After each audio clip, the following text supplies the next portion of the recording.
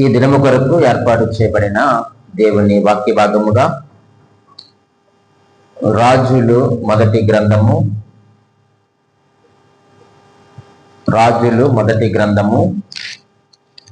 8వ అధ్యాయము 28వ వచనాన్ని మనము చదువుకుందామండి. రాజుల మొదటి గ్రంథము 8వ అధ్యాయము 28వ వచనములో ఇలాగూ రాయబడి ఉంది. అయినను యెహోవా నా దేవా, నీ దాసుడనైన నా ప్రార్థనను విన్నపమును అంగీకరించి ఈ దినమున నీ దాసుడనైన నేను చేయు ప్రార్థనను పెట్టు మొర్రను ఆలకించుము. ప్రభువునందు ప్రియమైన దేవుని సంగమా, చదివిన వాక్య భాగము నుండి కొన్ని విషయాలు మనము ధ్యానము చేసుకుందాం. ఈరోజు మన యొక్క వాక్యాంశం ఏమిటంటే, మన ప్రార్థన దేవునికి ఎట్లు సమర్పించాలి. మన ప్రార్థన దేవునికి ఎట్లు సమర్పించాలి, లేకపోతే ఎలా సబ్మిట్ చేయాలి, మన ప్రార్థనను ఎలా సబ్మిట్ చేయాలి. సహజంగా మనం చూడండి, ఆ స్కూళ్ళల్లో కానీ ఆఫీసుల్లో కానీ ఏంటది లీవ్ లెటర్, సెలవు చీటీ రాసినప్పుడు చివరిని మనం ఏం రాస్తాం? ఇట్లు తమ విధేయుడు, అంతే కదండి. అలా రాసి మన యొక్క సెలవు చీటీని ఏం చేస్తామంటే మన పై అధికారులకు ఇస్తాం. అంటే విధేయత పూర్వకముగా మనము ఆ యొక్క సెలవు చీటీని వారికి మనం సమర్పించుకుంటాం. అయితే ఈరోజు మనము కూడా ప్రియమైన వాళ్ళరా, మన ప్రార్థన దేవునికి ఎట్లు సమర్పించాలి, ఎలా సబ్మిట్ చేయాలి అన్న విషయాన్ని మనము ఆలోచన చేయబోతూ ఉన్నాం. మనం చదివిన లేఖన భాగంలో చక్కగా ప్రార్థన చేస్తా ఉన్నాడు సొలొమోను గారు కదండి. ఎంత చక్కని, అయినను యెహోవా నా దేవా, నీ దాసుడినైన నా ప్రార్థనను విన్నపమును అంగీకరించి ఈ దినమున నీ దాసుడినైన నేను చెయ్యి ప్రార్థనను పెట్టు మొర్రను ఏమని చెప్పండి, ఆలకించము అన్నాడు. ఆనాడు సొలొమోను గారు చేసిన ప్రార్థన దేవుడు విన్నాడా లేదా? విన్నాడు. చూడండి, 9వ అధ్యాయము 3వ వచనంలో మనం చూస్తే ఎంత చక్కని మాట రాయబడి ఉంటుందో చూడండి. అతనితో ఇలాగూ సెలవిచ్చాను. ఎవరు సెలవిచ్చారు? దేవుడు మాట్లాడుతూ ఉన్నాడు. 2వ వచనంలో గిబియోనులో ప్రత్యక్షమైనట్లు రెండవ మారు యెహోవా సొలొమోనునకు ప్రత్యక్షమై అతనితో ఇలాగూ సెలవిచ్చెను, నా సముఖమందు నీవు చేసిన ప్రార్థన విన్నపములను నేను అంగీకరించి తిని నా నామము అక్కడ సదాకాలము ఉంచుటకు నీవు కట్టించిన ఈ మందిరమును పరిశుద్ధపరచియున్నాను. నా దృష్టియు నా మనస్సును ఎల్లప్పుడూ అక్కడ ఉండును. ఈ మందిరమును పరిశుద్ధపరిచి ఉన్నావు, నా దృష్టియు నా మనస్సును ఎల్లప్పుడూ అక్కడ ఉండును అన్నాడు. అంటే ఈ యొక్క దేవాలయం ఏదైతే ఉందో, ఈ మందిరం ఏదైతే ఉందో, ఈ మందిరము పైన ఎవరి దృష్టి ఉంది? దేవుని దృష్టి ఉంది. ఈ స్థలాన్ని ఆయన ఏం చేశాడట? పరిశుద్ధపరిచినాడట. మనము అనుకుంటున్నాము ఏదో మనము ఆరాధించడానికి మనం కట్టుకున్నాము అనుకుంటున్నాము, కానీ ఇది దేవుని యొక్క ప్రణాళిక. ఈ స్థలములో ఇది కట్టబడము, నిర్మించబడడం అనేటువంటిది దేవుని యొక్క ఉద్దేశము, దేవుని యొక్క సంకల్పము చొప్పున ఇది నిర్మించబడింది. ఎక్కడైతే దేవుని యొక్క నామమును ఆరాధించడానికి మనము ఒక స్థలాన్ని మనము కేటాయిస్తామో ఆ స్థలము పైన దేవుని యొక్క కనుదృష్టి ఉంటుంది. దేవుని యొక్క ఉద్దేశాన్ని అక్కడ నెరవేరుస్తాడు. కాబట్టి ఈరోజు మనము దేవుని మందిరానికి రావడానికి మనం బద్దకిస్తున్నామనంటే మనం ఏం కోల్పోతున్నామని అర్థం. అంటే దేవుడు పరిశుద్ధపరిచిన స్థలాన్ని మనం కోల్పోతున్నాం. దేవుడు పరిశుద్ధపరిచిన స్థలాన్ని మనం కోల్పోతున్నాం. దేవుని దృష్టి నిలిచి ఉండే స్థలాన్ని మనం కోల్పోతున్నాం. దేవుని యొక్క మనస్సు ఉన్న స్థలాన్ని మనము కోల్పోతున్నాం. ఎంత భయంకరము ప్రియమైన వాళ్ళరా! అంత మాత్రమే కాదండి, నా నామమును అక్కడ సదాకాలము ఉంచుతానన్నారు. ఈరోజు ఇక్కడ ఏముందయ్యా అంటే దేవుని యొక్క నామము స్థలంలో ఉంది. 27వ కీర్తన 4వ వచనం అనుకుంటారు. ఒకసారి చూద్దాం. మంచి మాట అది. యెహోవా యొద్ద ఒక వారం అడిగి తిని దానిని వెదకుచున్నాను, యెహోవా ప్రసన్నతను చూచుటకును ఆయన ఆలయములో ధ్యానించుటకును నా జీవిత కాలం అంతయు నేను యెహోవా మందిరంలో నివసింపగోరుచున్నాను. 27వ కీర్తన 4వ వచనములో నా జీవిత కాలం అంతయు కూడా నేను యెహోవా మందిరంలో నివసింపగోరుతున్నాను. ఎందుకు యెహోవా మందిరంలో ఉండాలనుకుంటున్నాను? ఎందుకు ఆయన సన్నిధిలో నేను నివసించగోరుతున్నాను? అక్కడ నా ఆకలి తీరుతాదని కాదు, అక్కడ నాకు వస్త్రాలు దొరుకుతాయని కాదు. అక్కడ ఏముంటున్నాయా అని అంటే ఆయన యొక్క ప్రసన్నత అక్కడ ఉందట, ఆయన యొక్క సన్నిధి ఉన్నదట, ఆయన యొక్క నామము ఆ స్థలంలో ఉన్నదట, ఆయన కనుదృష్టి ఆ యొక్క మందిరము పైన ఉందట, ఆయన మనస్సు ఎక్కడ ఉందట. ఈ రోజు మనము దేవుని యొక్క మనస్సు మనం తెలుసుకొని కోరితే మనము దేవుని యొక్క మందిరములోకి వచ్చి మనం ఏం చేయాలట? ప్రార్థన చేయవలసిన వారిగా మనం ఉన్నాం. దేవుని యొక్క కనుదృష్టిని మనం అనుభవించాలి అని అంటే, ఆయన యొక్క కనుదృష్టిలో మనం పడాలి అని అంటే ఎక్కడికి రావాలి? ఇప్పుడు దేవుని మందిరానికి రావాలి. ఆ యొక్క మందిరంలోనికి వచ్చి మనము ప్రార్థించినప్పుడు ఖచ్చితంగా మన పైన ఎవరు కనుదృష్టి ఉంటుందంటే దేవుని యొక్క కనుదృష్టి మన పైన ఉంటుంది. ఇది పరిశుద్ధపరచబడినటువంటి స్థలం. ఆయన నామం ఇక్కడ ఉంది. ఆయన యొక్క నామమును మనము తెలుసుకోవాలి అని అంటే, దాన్ని అనుభవించాలి అని అంటే మనము దేవుని యొక్క మందిరములోనికి రావాల్సిన వారిగా ఉన్నాం. దావీదుకున్న ఆసక్తి ఈరోజు మనకు లేకపోవడానికి కారణం ఏంటయ్యా అని అంటే, ఆయన యొక్క సన్నిధిని మనం అనుభవించాలని ఆకలి మనకు లేదు, ఆయన యొక్క ప్రసన్నతను మనం అనుభవించాలని ఆకలి మనకు లేదు, ఆయన యొక్క నామములో మనం ఉండాలనేటువంటి ఆకలి మనలో లేదు. ఆయన కనుదృష్టిలో మనం ఉండాలండి. కానీ ఈరోజు మనుషుని యొక్క కనుదృష్టిలో ఉండడానికి మనం ప్రయత్నం చేస్తున్నాం. ఆయన యొక్క నామములో మనం ఉండడానికి ఇష్టపడడం లేదు, కానీ మన నామాన్ని మనం హెచ్చించుకోవడానికి, మన పేరుని మనం హెచ్చించుకోవడానికి లోకంలో మనం ఏం చేస్తున్నాం చెప్పండి? ప్రయత్నాలు చేస్తా ఉన్నాం. దేవుని యొక్క పరిశుద్ధతలో మనం ఉండడానికి ఇష్టపడడం లేదు. ఈ లోకంలో మనకి ఎక్కడికి వెళ్ళినా పరిశుద్ధత రాదండి. ఈ లోకంలో ఎక్కడా మనకు పరిపూర్ణత రాదండి. అది కేవలము దేవుని సన్నిధిలో మాత్రమే మనకు దొరుకుతుంది. అది గ్రహించినటువంటి సొలొమోను గారు ప్రార్థన చేస్తూ ఉన్నారు. నా ప్రార్థనను, నా విన్నపమును అంగీకరించి ఈ దినమున నీ దాసునై నేను చేయ ప్రార్థనను పెట్టు మొర్రను ఆలకించు. ఎస్, ఆయన ప్రార్థించాడు. దేవుడు ఆ ప్రార్థన ఏం చేశాడంటే 9వ అధ్యాయం 3వ వచనంలో విన్నాడు కదండి. ఆయన విన్నాడు. విని ఆయన యొక్క ప్రార్థనకు జవాబును అనుగ్రహించినట్లుగా మనము చూస్తూ ఉన్నాం. కాబట్టి ఈరోజు మనము కూడా మన ప్రార్థన ఎలా సమర్పించాలి, ఎలా మనము ప్రార్థన చేయాలి అన్న విషయాన్ని మనం ఆలోచన చేస్తూ ఉన్నప్పుడు ఒక 4 విషయాలు మన ముందు దేవుడు పొందుపరిచిన్నాడు. వాటిని మనం చాలా చక్కగా ధ్యానం చేద్దాం. ప్రభువైన యేసుక్రీస్తు వారి లోకంలో జీవించినప్పుడు ఆయన యొక్క పరిచర్యను ప్రార్థనతో ప్రారంభించినటువంటి దేవుడు. ఆయన ప్రార్థన చేయకుండా తన యొక్క పరిచర్యను ఆయన ప్రారంభించలేదు. అలాగే ప్రార్థనతోనే తన యొక్క పరిచర్యను ఆయన కొనసాగించిన వారిగా మనకు కనిపిస్తూ ఉన్నాడు.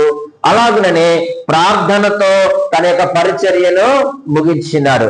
ప్రార్థనతో ప్రారంభించాడు, ప్రార్థనతో కొనసాగించాడు, ప్రార్థనతో పరిచర్యను ముగించాడు. ఈ రోజు మన యొక్క ఉదయకాల సమయము ప్రార్థనతో ప్రారంభించబడిందా? మన యొక్క దినము ప్రార్థనతో కొనసాగింపబడుతూ ఉందా? మన యొక్క దినము ప్రార్థనతో ముగించబడుతూ ఉందా? ఇవి చాలా ప్రాముఖ్యమైనవి. ప్రియమైన దేవుని సంగమా, ఈ ప్రారంభము, కొనసాగింపు, ముగింపు ఎలాగుండాలంటే అది ప్రార్థనతో అయితే అది దేవుని యొక్క నామమునకు మహిమకరముగా నీ జీవితం ఉన్నట్లుగా మనకు కనిపిస్తూ ఉంది. ప్రియమైన వారులారా, ప్రార్థన అంటే ఏమిటి అని మనము ఆలోచన చేస్తే ఒక క్లుప్తమైన మాట మీ ముందుంచుతారు. ప్రార్థన అంటే ఏమిటంటే అవసరతలో ఉన్నవాడు అవసరం తీర్చేవారికి చేసేదే ప్రార్థన. అంతే. ఏంటండి? అవసరతలో ఉన్నవాడు అవసరం తీర్చేవారికి చేసేది ఏంటి చెప్పండి? ప్రార్థన. మనం ఎందులో ఉన్నాం? అవసరతలో ఉన్నాం. మన అవసరం తీర్చేవాడు ఎవరు? దేవుడు. ఆయనే కదా. కాబట్టి మన యొక్క అవసరతను ఆయన తీరుస్తున్నాడు. కాబట్టి ఆయనకు మనం ఏం చేస్తా ఉన్నాం? ప్రార్థన చేస్తున్నాం. మనం అడుగుతున్నాం, తండ్రి నా యొక్క అవసరతను తీర్చు. అది ఏదైనా కావచ్చు, తర్వాత సంగతి. కానీ మొదట మనం ఆయన అడుగుతున్నాం అంటే మనం అవసరతలో ఉన్నాము. ఆయన అవసరతను తీర్చేవాడిగా ఉన్నారు. ఇదే ప్రార్థన. ఈ రోజు ప్రార్థనా జీవితము మనకు రావలసిన అవసరత ఉంది. మనం పరిశుద్ధ గ్రంథములో మనం చూస్తూ ఉన్నప్పుడు అబ్రహాము గారి ప్రియమైన వాళ్ళ ప్రార్థన చేసినప్పుడు ఆయన నేల మట్టికి వంగి ప్రార్థన చేసినట్లుగా మనం ఆదికాండము 18వ అధ్యాయము 2వ వచనములో మనం చూస్తాం. ఆదికాండం 18వ అధ్యాయం 2వ వచనములో ఆయన ఎలా ప్రార్థన చేశాడట? నేల మట్టుకు వంగి ఆయన ప్రార్థన చేసినట్లుగా మనం చూస్తున్నాం. అలాగే లోతు గారు కూడా ప్రియమైన వాళ్ళ 19వ అధ్యాయము 1వ వచనములో ఆయన సాష్టాంగపడి, లోతు సాష్టాంగపడి, అలాగే అబ్రహాము గారు నేల మట్టుకు వంగి వారు ప్రార్థన చేస్తారు. నూతన నిబంధన గ్రంథములో మనం చూస్తే మత్తయి సువార్త 2వ అధ్యాయము 10-11 వచనముల ప్రకారముగా జ్ఞానులు ఏం చేశారయ్యానంటే ఆ బాలుని ముందు వారు ఏం చేశారట? సాగిలపడి. అంటే ప్రార్థన చేసేటువంటి విధానాలు చాలా ఉన్నాయి. మనకు ప్రాముఖ్యమైనవి మీ ముందు ఉంచుతా ఉన్నాను. కొంతమంది కూర్చొని కూడా ప్రార్థన చేస్తారు. అంటే వారి యొక్క శారీరక బరువును బట్టో లేకపోతే మోకాళ్ళ నొప్పిని బట్టో నాకు తెలియదు, కానీ కొంతమంది ఎలా చేస్తారు? కూర్చొని చేస్తారు. అది దేవునికి అంగీకారమా కాదనేది నాకైతే తెలియదు, కానీ మన పరిశుద్ధ గ్రంథంలో మనము చేసినటువంటి కొంతమంది సేవకులు చేసిన ప్రార్థన మనం చూస్తే నేల మట్టుకు వంగి సాష్టాంగపడి సాగిలపడి ఆయనకు మొక్కినట్లుగా మనము చూస్తూ ఉన్నాం. అయితే ఈరోజు మన ప్రార్థన ఎలా సమర్పించాలి అన్న విషయాన్ని మనము ఆలోచన చేస్తూ ఉన్నప్పుడు మొట్టమొదటిగా మనం ఎలా ప్రార్థన చేయాలి అనంటే లోబడుతూ ప్రార్థన చేయాలి. ఎలా ప్రార్థన చేయాలి? లోబడుతూ మన ప్రార్థన చేయాలి. చూడండి, లూకాసు సువార్త 22వ అధ్యాయము, లూకాసు సువార్త 22వ అధ్యాయము 42వ వచనములో ఈ మాటను మనము చదువుతూ ఉంటున్నాం. 22వ అధ్యాయం 42వ వచనం. తండ్రి, ఈ గిన్నె నా యొద్ద నుండి తొలగించుటకు నీ చిత్తమైతే తొలగించుము, అయినను నా ఇష్టము కాదు నీ చిత్తమే సిద్ధించునుగాక అని ప్రార్థించెను. ఈ వచనం మనకి ఏమి నేర్పిస్తున్నాయి అనంటే లోబడుతూ మనం ప్రార్థన చేయాలి. ఎలా ప్రార్థన చేయాలి చెప్పండి? లోబడుతూ మనం ప్రార్థన చేయాలి. చూడండి, మనము దేవునికి లోబడకుండా ఆయనకి ఇష్టమైనది చేయమనడము అది సరైనటువంటి పద్ధతి కాదు. ఆయనకు మనం లోబడకుండా ఆయనకి ఇష్టమైనవి చెయ్యండి అని అడగడము అది సరైనటువంటి పద్ధతి కాదు. ఆయనకు లోబడకుండా మనం ప్రార్థన చేస్తే మన ప్రార్థనకు జవాబు రాదు. ఆయనకు లోబడకుండా మనం ప్రార్థన చేస్తే మన ప్రార్థన ఆయన అంగీకరించడు. ఈ ప్రార్థన ఎవరు చేశారు? ప్రభువైన యేసుక్రీస్తు వారు ఆయన అప్పగింపబడే ముందు ఆయన చేసినటువంటి ప్రార్థన మనం చూస్తే ప్రియమైన వాళ్ళారా ఎంత చక్కని ప్రార్థన చేస్తున్నాడండి. ఆయన ఏమన్నాడు?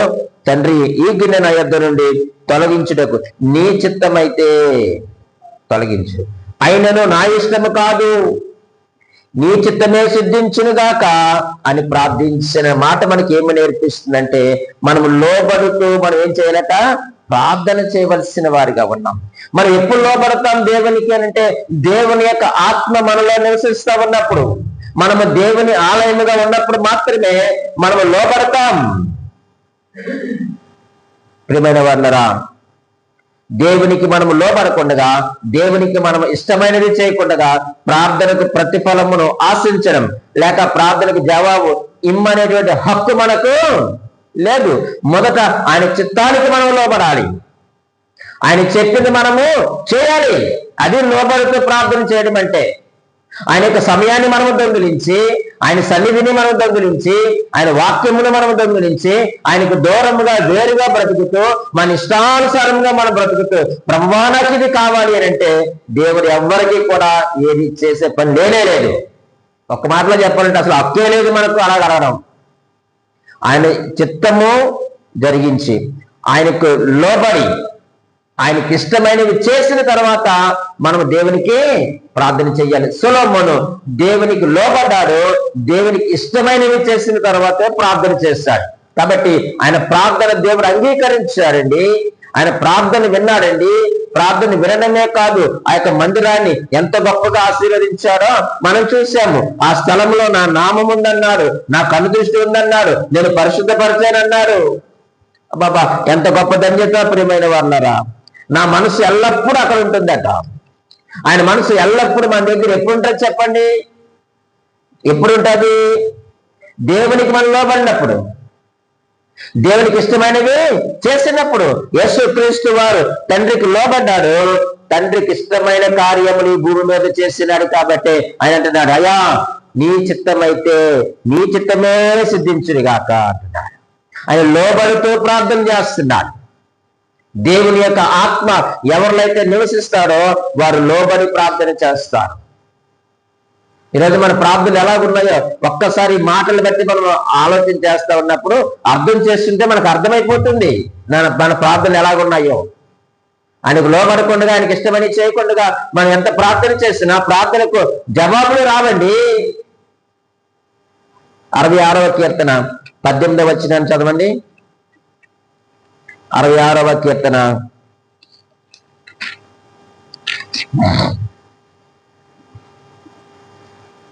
'నా హృదయంలో నేను పాపంలో లక్ష్యము చేసిన యెడల ప్రభువు నా మనవి వినకపోవును' అంటున్నాడు. అరే, ఈరోజు మన యొక్క హృదయం ఎలాగుంది? మన యొక్క హృదయంలో ఎవరున్నారు? ఈరోజు మన ప్రార్థనకు జవాబుకు రాకపోవడానికి కారణం ఏమిటంటే ప్రియమైన వాళ్ళారా, నా హృదయంలో నేను పాపమును లక్ష్యము చేసిన యెడల, నా హృదయంలో పాపము గురి కలిగి ఉన్నప్పుడు, నా హృదయంలో పాపం నివసిస్తా ఉన్నప్పుడు, నా హృదయంలో అపవిత్రత ఉన్నప్పుడు, నా హృదయంలో అవిధేయత ఉన్నప్పుడు, నా హృదయంలో అవిశ్వాసం ఉన్నప్పుడు ప్రభువు నా మనవి వినకపోవును. ఆలోచన చేయండి ప్రియమైన దేవుని సంగమా. ఈరోజు మన హృదయము ఎవరికి నిలయముగా ఉంది? పాపములకు నిలయముగా ఉందా? లేకపోతే కొరింథీయులకు రాసిన మొదటి పత్రిక 6వ అధ్యాయము 19వ వచనం ప్రకారంగా దేవుని ఆలయముగా ఉందా? ఈ యొక్క 66:18 ప్రకారముగా మన హృదయంలో పాపం ఉందా? లేకపోతే మొదటి కొరింథీ పత్రిక 6వ అధ్యాయం 19వ వచనం ప్రకారంగా మన హృదయంలో దేవుని యొక్క ఆత్మ నివసిస్తుందా? దేవుని ఆత్మ నివసిస్తే మనము దేవునికి ఆలయముగా మనం ఉన్నాం. అప్పుడు నువ్వేదడిగినా ఆయన నీకు అనుగ్రహిస్తాడు. అప్పుడు మనం ఆయనకి ఇష్టలుగా బ్రతుకుతున్న వారము కాబట్టి, ఆయనకు లోబడిన వారము కాబట్టి ప్రియమైన వారరా, నువ్వేదడిగినా ఖచ్చితంగా దేవుడు మనకు అనుగ్రహించేటువంటి వాడు. కాబట్టి ఈరోజు మన ప్రార్థన ఎలా సమర్పించాలి అంటే, లోబడుతూ మన ప్రార్థనను సమర్పించాలి. లోబడుతూ మనం సబ్మిట్ చేయాలి, విధేయతను కనపరచాలి. ప్రార్థన చేస్తూ ఉన్నప్పుడు తగ్గింపు జీవితం కలిగి తగ్గించుకొని విధేయతతో మన యొక్క ప్రార్థనను దేవునికి మనం సబ్మిట్ చేసినప్పుడు ఖచ్చితంగా దేవుడు మన ప్రార్థనకు జవాబును అనుగ్రహిస్తాడు. ఒకవేళ పాపాన్ని లక్ష్యం చేసి ఈ రోజున ప్రార్థన చేస్తున్నావేమో, అందుకే దేవుడు మన యొక్క మొరను వినడం లేదు. మన యొక్క పాపములు, మన యొక్క అతిక్రమములు ఆయనకు మనకు మధ్యగోడగా ఉండిపోయాయి. ఆయన ముఖాన్ని చూడడానికి అడ్డుగా మన యొక్క పాపాలు గోడగా ఉండిపోయాయి. కాబట్టి మొదటి వాటిని మనం ఏం చేయాలి? తొలగించుకోవాలి. తొలగించాలి అంటే మనము లోబడుతూ దేవునికి ప్రార్థన చేసినప్పుడు ఖచ్చితంగా ఆ యొక్క అడ్డంకములన్నిటిని ఆయన తీసివేసేటువంటి దేవుడు. రెండవదిగా మనము ఆలోచన చేసినట్లయితే, మొదటిది లోబడుతూ ప్రార్థించాలి. రెండవదిగా చూడండి, యోబు గ్రంథము 11వ అధ్యాయము 13వ వచనాన్ని చదువుకుందాం. యోబు గ్రంథము 11వ అధ్యాయము చూడండి, 13వ వచనము ఇలాగూ రాయబడి ఉంది. నీవు నీ మనస్సును తిన్నగా నిలిపిన ఎడల, నీ చేతులు ఆయన వైపు చాపిన ఎడల. ఈ 13వ వచనం మనకి ఏమి నేర్పిస్తుందయ్యా అంటే ప్రియమైన వాళ్ళరా, మనసు తిన్నగా నిలిపి ప్రార్థన చేయాలట. ఎలా ప్రార్థన చేయాలి? మన మనసు తిన్నగా నిలిపి మన ప్రార్థన చేయాలి. ఈరోజు మనం ప్రార్థన చేస్తూ ఉన్నప్పుడు మన యొక్క మనసు ఎక్కడెక్కడికో పరిగెడుతూ ఉంటుంది కదండి. నీ మనస్సును తిన్నగా నిలిపిన ఎడల, నీ చేతులు ఆయన వైపు చాపిన ఎడల, దేవుడు మన ప్రార్థనను ఏం చేస్తాడో చెప్పండి? అంగీకరిస్తాడు. మన ప్రార్థనను ఆయన వింటాడు. తిన్నగా నిలపడం అంటే ఏమిటి? చూడండి, మత్తయి సువార్త 6వ అధ్యాయంలో తిన్నగా నిలపడం అంటే కొన్ని విషయాలు చూద్దాం. అక్కడ 6వ అధ్యాయము 12వ వచనము నుండి ఇలాగూ రాయబడి ఉంది, మా రుణస్థులను మేము క్షమించిన ప్రకారము మా రుణములను క్షమించుము. మా రుణస్థులను మేము క్షమించిన ప్రకారము. మనకు రుణమైన వారిని మనం క్షమిస్తున్నామా? మనసు తిన్నగా నిలపడం అంటే మన ఇరుగు పొరుగు వారిని మనం క్షమించి మనం ప్రార్థన చేయగలిగినటువంటి సామర్థ్యత మనకు ఉండాలి కదండి. మా రుణస్థులను మేము క్షమించి ఉన్న ప్రకారము మా రుణములను క్షమించుము అన్నాడు. మనం ఇతరులను క్షమించకుండా నన్ను క్షమించు ప్రభువాన్ని ఎలా మనం ప్రార్థన చేయగలుగుతాం? ఒకవేళ దేవుడు మనం క్షమించినప్పుడు మన యొక్క రుణస్థులు మనం ఏం చేయాలి?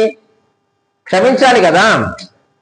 ఇప్పుడు నేను ఆయనకు అప్పున్నానండి, ఆయన ఏం చేశాడు? పోలే వరప్రసాద్, నీ అప్పు నేను కొట్టేస్తున్నాను, నిన్ను క్షమించాను అన్నాడు. దేవానికి వందనాలు స్తోత్రాలు అన్నాడు, చాలా సంతోషం. మరి నేను ఒకరికి అప్పు ఇచ్చాను, ఇప్పుడు వారు ఆ యొక్క అప్పు తీర్చలేని పరిస్థితుల్లో ఉన్నారు. ఇప్పుడు నేనేం చెయ్యాలి? అదే కుదరదు, నువ్వు చచ్చైనా సరే, నీ కిడ్నీ అమ్మైనా సరే నా అప్పు తీర్చనాలా నేను అనకూడదు. నేను ఎలాగైతే క్షమించబడ్డానో నేను వారిని ఏం చేయాలి? క్షమించాలి. అదే కదా మరి నిజమైనటువంటి పశ్చాత్తాపం, నిజమైనటువంటి ఆధ్యాత్మిక జీవితము, పరిశుద్ధమైన జీవితం అంటే అర్థం ఏమిటి?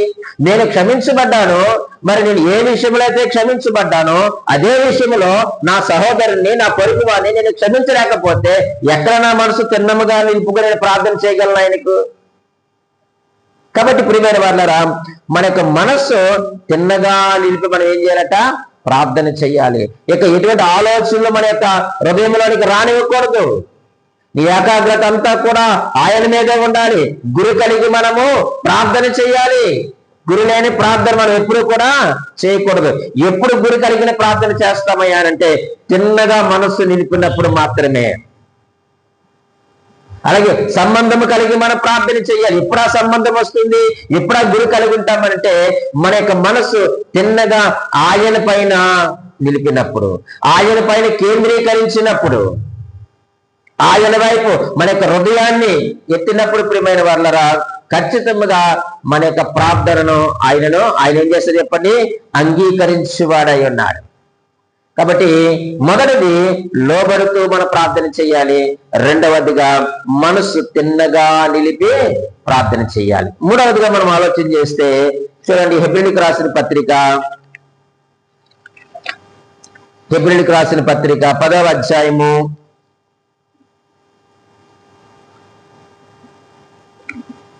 22వ వచనములో ఇలాగూ రాయబడి ఉంది. 10వ అధ్యాయము 22వ వచనం ఇలాగూ రాయబడి ఉంది. మనస్సాక్షికి కల్మషము తోచకుండునట్లు ప్రోక్షింపబడిన హృదయముల గలవారమును, నిర్మలమైన ఉదకముతో స్నానము చేసిన శరీరములు గలవారమునై ఉండి విశ్వాస విషయములో సంపూర్ణ నిశ్చయత కలిగి యథార్థమైన హృదయముతో మనము దేవుని సన్నిధానమునకు చేరుదుము అన్నాడు. మూడవదిగా యథార్థమైన హృదయముతో మన ప్రార్థనలు మనం సమర్పించాలి. ఎలా సమర్పించాలట? యథార్థమైనటువంటి హృదయముతో. యథార్థమైన హృదయం మన మనస్సాక్షికి కల్మషము తోచుకున్నట్లు ప్రోక్షింపబడిన హృదయములు గలవారమై, నిర్మలమైన ఉదకముతో స్నానము చేసిన శరీరము గలవారమై, విశ్వాస విషయములో సంపూర్ణ నిశ్చయత కలిగి యథార్థమైన హృదయముతో దేవుని సన్నిధానమునకు చేరుదుము. ఈరోజు మనం ప్రార్థన చేసినప్పుడు మన యొక్క హృదయములు ఏముండాలంటే యథార్థత ఉండాలి. యథార్థత ఉండాలి. ఇంటిగ్రిటీ అనేటువంటిది దేవుని విషయంలో చాలా ప్రాముఖ్యమైనది. అందుకే 2వ రాజుల గ్రంథములో చూడండి, ఆయన ప్రార్థన చేస్తూ ఎంత చక్కని మాట మాట్లాడతాడో. 2వ రాజుల గ్రంథము 18వ అధ్యాయము 3వ వచనం చదవండి. అతడు తన పితరుడైన దావీదు చేసినట్లు అతడు యెహోవా దృష్టికి పూర్ణముగా నీతిని అనుసరించెను. ఉన్నత స్థలములను కొట్టివేసి విగ్రహములను పడగొట్టి, దేవతా సములను పడగొట్టి, మోసే చేసిన ఇత్తడి సర్పములు చిన్నాభిన్నములుగా చేసెను. దానికి ఇశ్రాయేలు నెహుష్టాన్ అని పేరు పెట్టి దానికి దూపవేచి వచ్చింది. అతడు 5వ వచనంలో ఇశ్రాయేలు దేవుడని యెహోవా యందు విశ్వాసం ఉంచిన వాడు, అతని తర్వాత వచ్చిన యూదా రాజులలోను అతని పూర్వీకులైన రాజులు అతనితో సమానులైన వాడు ఒకడను లేడు.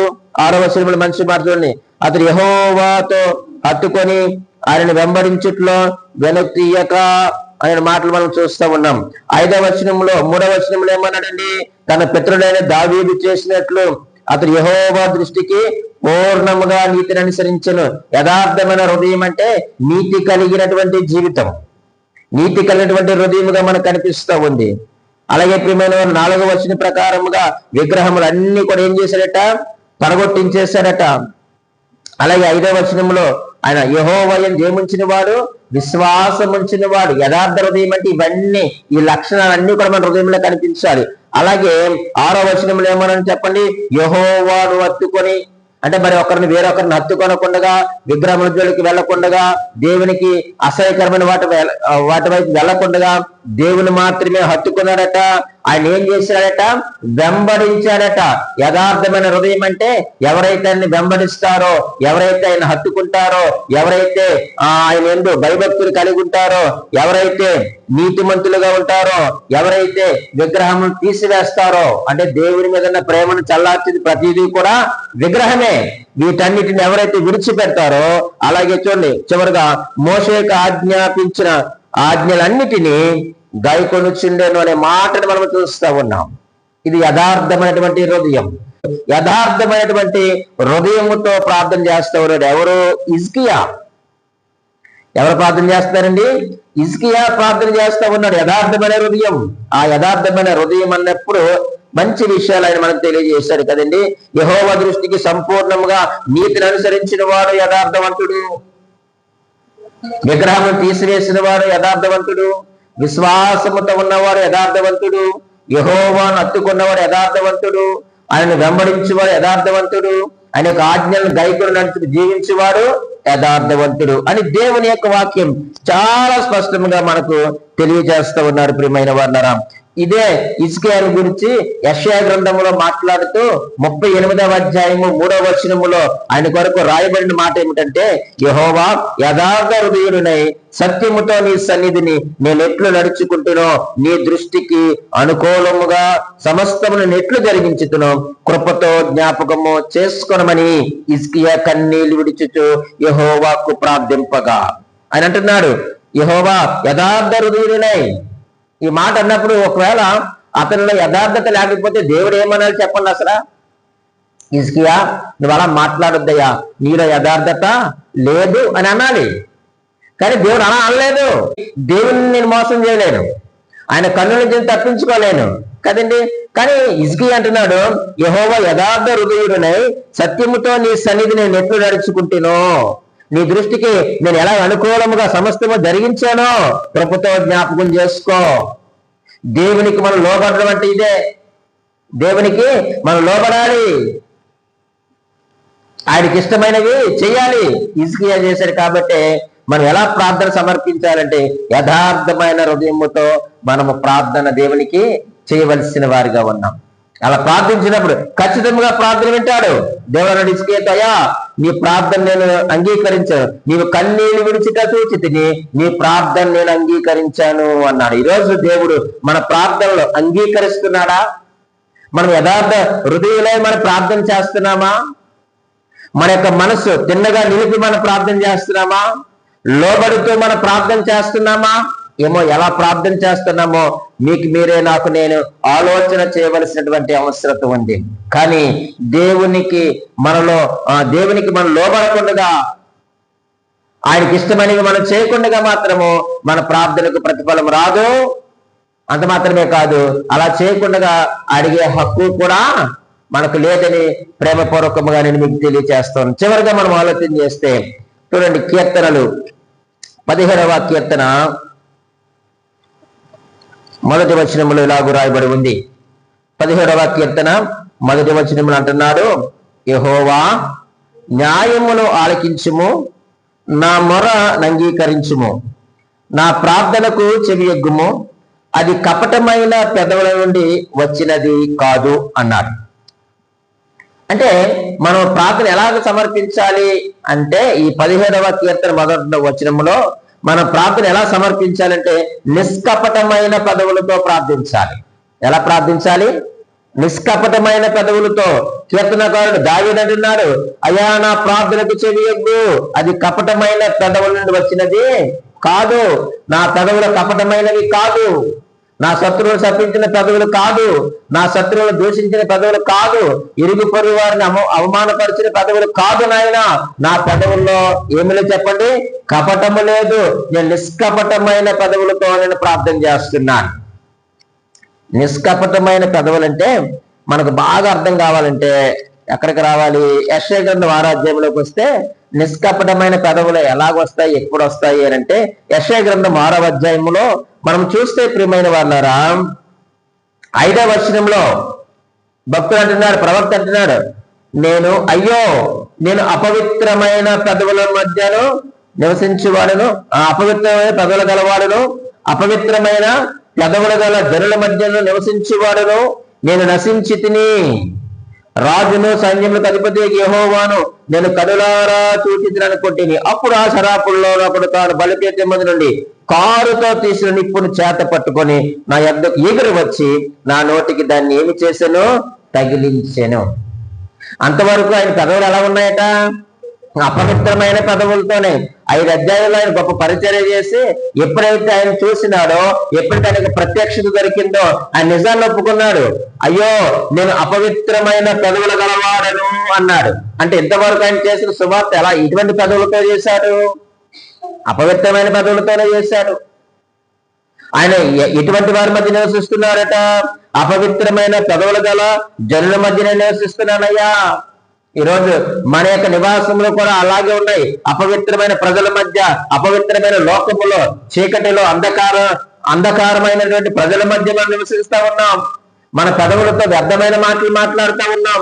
మన సహోదరుని శపిస్తా ఉన్నాం, మన సహోదరుని దూషిస్తా ఉన్నాం, మన సహోదరుని అవమానపరుస్తా ఉన్నాం, మన సహోదరుని హేళన చేస్తా ఉన్నాం, మన సహోదరుని మనము శపిస్తా ఉన్నాం. కాబట్టి ఆయన అంటున్నాడు, అయ్యా నేను ప్రార్థన చేస్తున్నాను, నిష్కపటమైన పెదవులతో నేను ప్రార్థన చేస్తున్నానని దావీదు అంటున్నాడు. యెషయా అంటున్నాడు, అయ్యా నేను అపవిత్రమైన పెదవులు కలిగిన వాడినయ్యా అని అన్నప్పుడు దేవుడు ఏం చేశాడు చెప్పండి? ఒప్పుకున్నాడు. నువ్వు ఒప్పుకో దేవుని దగ్గర, అయ్యా నేను అపవిత్రమైన పెదవులు కలిగి ఉన్నానయ్యా, నేను ప్రార్థిస్తున్నాను కానీ నా ప్రార్థనకు జవాబు రావడం లేదు, నా పెదవులను పవిత్రపరచు, నా హృదయములు పవిత్రపరచు, నాలో కపటాన్ని తీసివేయి, నాలో అపవిత్రతను తీసివేయని మన ప్రభు దగ్గర కన్నీరు కార్చినప్పుడు ఖచ్చితంగా దేవుని అనే వాక్యము చేత మన యొక్క పెదవులను కాల్చి, మన యొక్క హృదయములను ఆయన కాల్చి ఏం చేస్తారంటే పరిశుద్ధపరిచేటువంటి దేవుడు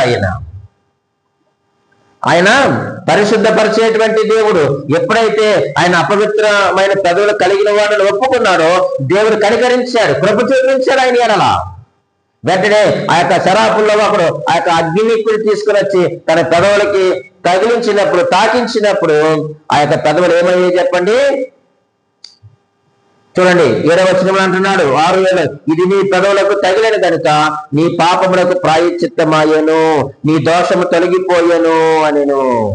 ఈరోజు దేవుని యొక్క వాక్యము మన యొక్క హృదయమును తాకినప్పుడు, దేవుని యొక్క వాక్యము మన యొక్క మనస్సును తాకినప్పుడు, దేవుని యొక్క వాక్యము మన యొక్క జీవితాన్ని తాకినప్పుడు, దేవుని యొక్క వాక్యము మన యొక్క ఆత్మను తాకినప్పుడు మనం ఏమవుతాం అంటే ప్రియమైన వాళ్ళారా, మన యొక్క పాపములకు ప్రాయశ్చిత్తము కలుగుతుంది.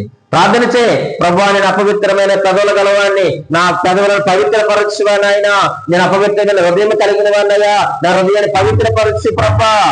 దావీదు అన్నాడు కదండి, దేవా నాకు శుద్ధమైన హృదయాన్ని దయచే, నేను అపవిత్రమైన హృదయం కలిగి ఉన్నాను, నా హృదయంలో పరిశుద్ధత లేదు అని దేవుని దగ్గర పశ్చాత్తాపడినప్పుడు దేవుడు పవిత్రపరిచాడు, పరిశుద్ధపరిచాడు, తన యొక్క పాపములకు ప్రాయశ్చిత్తం దొరికింది. వెంటనే దేవుని యొక్క మందిరంలో నేను పచ్చని ఒలీవ మొక్క వలె ఉంటాను అన్నాడు.